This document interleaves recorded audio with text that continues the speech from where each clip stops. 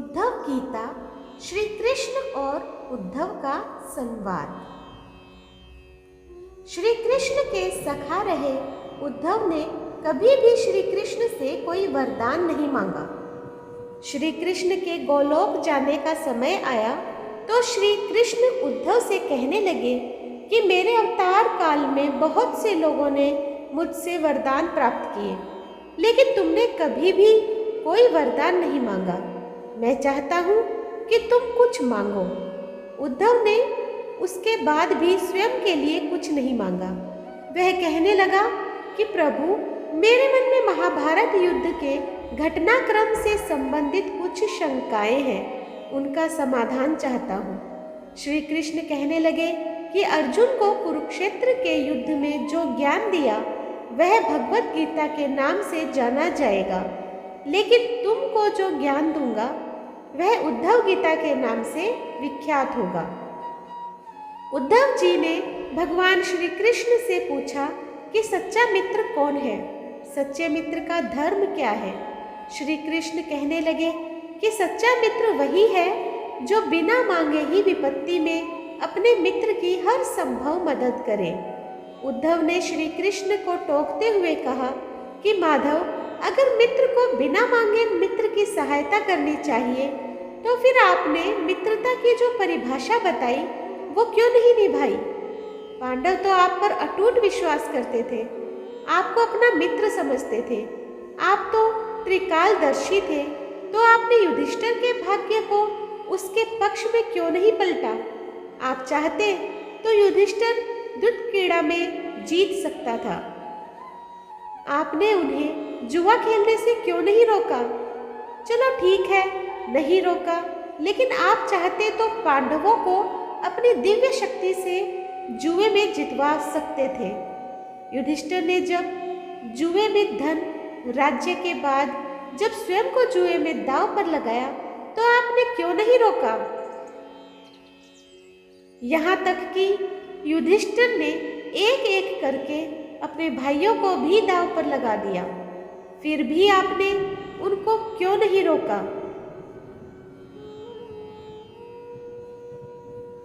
जब दुर्योधन ने पांडवों को द्रौपदी को दांव पर लगाने हेतु उकसाया और जीतने पर हारा हुआ सब कुछ वापस मिल जाने का लालच दिया, तब तो आप उनको रोक ही सकते थे।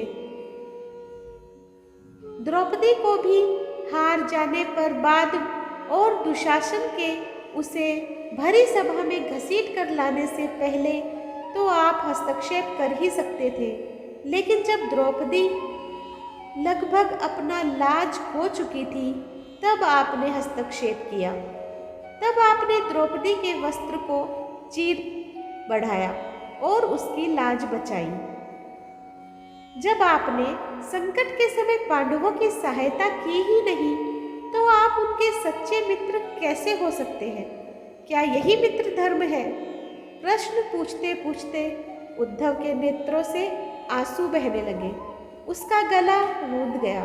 श्री कृष्ण कहने लगे कि उद्धव, सृष्टि के नियम के अनुसार हमेशा विवेकवान जीतता है।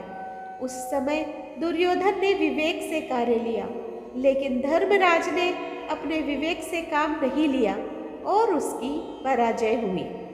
दुर्योधन के पास जुआ खेलने के लिए धन था, लेकिन उसे पासे खेलना नहीं आता था, इसलिए उसने विवेक से काम लेते हुए द्रुतक्रीड़ा में अपनी ओर से अपने मामा शकुनी से खिलवाई।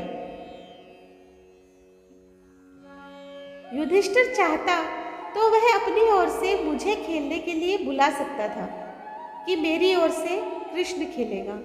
स्वयं विचार करो, अगर शकुनी और मैं खेलते तो द्रुतक्रीड़ा में जीत किसकी होती, पासे किसके पक्ष में आते। कृष्ण कहने लगे कि उन्होंने विवेक से काम नहीं लिया और एक के बाद एक गलती करते रहे। तुम मुझसे कह रहे हो कि मैंने हस्तक्षेप क्यों नहीं किया। पांडवों ने अपनी विवेकहीनता में मुझे अपनी प्रार्थना से बांध लिया कि जब तक मुझे बुलाया ना जाए मैं सभा में ना आऊं। उन्हें लगता था कि वह मुझसे छिपकर जुआ खेल सकते हैं। इस प्रकार उन्होंने मुझे अपनी प्रार्थना से बांध लिया था। मैं सभा के बाहर इंतजार कर रहा था कि कब कोई मुझे बुलाए। पांडव जुए में एक एक कर हारते रहे, लेकिन पांचों भाइयों में से किसी ने भी मुझे नहीं बुलाया। वह केवल अपने भाग्य और दुर्योधन को कोसते रहे। जब दुशासन अपने भाई दुर्योधन के आदेश पर द्रौपदी को बालों से पकड़कर सभा कक्ष में लाया, तो वह भी अपने सामर्थ्य के अनुसार जूझती रही और अपनी मदद के लिए हर किसी की ओर देखती रही। लेकिन जब दुशासन के वस्त्र खींचने शुरू किए, तो उसने सब सहारे छोड़कर केवल मुझे पुकारना शुरू किया और मैं बिना विलंब उसी से समय आ गया। अब तुम ही बताओ, इसमें मैं कहाँ गलत हूँ? उद्धव कहने लगे कि मैं आपसे स्पष्टीकरण से अभी भी संतुष्ट नहीं हूँ। क्या आप संकट के समय भक्तों की मदद के लिए स्वयं नहीं आएंगे? जब आपको बुलाया जाएगा तो क्या केवल आप तभी आएंगे? क्या आपने भक्त की रक्षा के लिए आपको स्वयं नहीं आना चाहिए?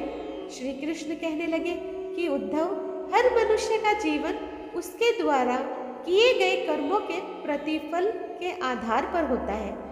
मैं उसमें हस्तक्षेप नहीं करता।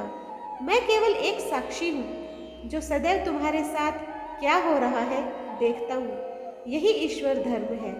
उद्धव उलाहना देते हुए कहने लगे कि मनुष्य पाप कर्म करता रहे और आप हमारे पाप कर्मों को देखते रहो और मनुष्य पाप कर्म का फल भोगता रहे।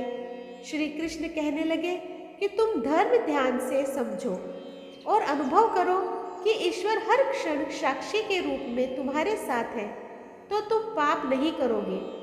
कोई भी बुरा कर्म करते समय तुम्हारे मन में विचार आएगा कि ईश्वर तुम्हें देख रहा है, लेकिन जब तुम समझ लेते हो कि ईश्वर से छिपकर कुछ कर सकते हो, तुमको कोई भी नहीं देख रहा, तब ही तुम संकट में फंस जाते हो।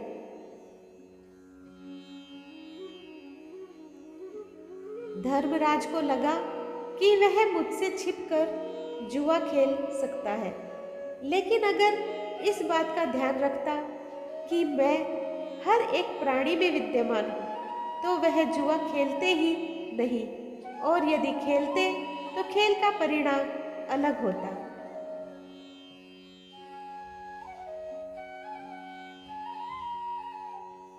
प्रभु का उत्तर सुनकर उद्धव अभिभूत होकर बोले कि प्रभु, आपने बहुत गूढ़ ज्ञान दिया है। संकट के समय प्रार्थना पूजा पाठ से परमात्मा को अपनी सहायता के लिए बुलाना, यह हमारी श्रद्धा और भावना और विश्वास है। जब हमें लगता है कि ईश्वर की इच्छा के बिना पत्ता भी नहीं हिल सकता, हमें साक्षी के रूप में हर ओर ईश्वर की उपस्थिति अनुभव होती है। लेकिन गड़बड़ तब होती है जब हम भूल जाते हैं कि ईश्वर की दृष्टि हम पर है। तो दोस्तों, आज मैंने आप लोगों के साथ उद्धव और श्री कृष्ण का संवाद, उद्धव गीता सुनाया। आपको कैसा लगा मुझे कमेंट बॉक्स में ज़रूर बताइएगा।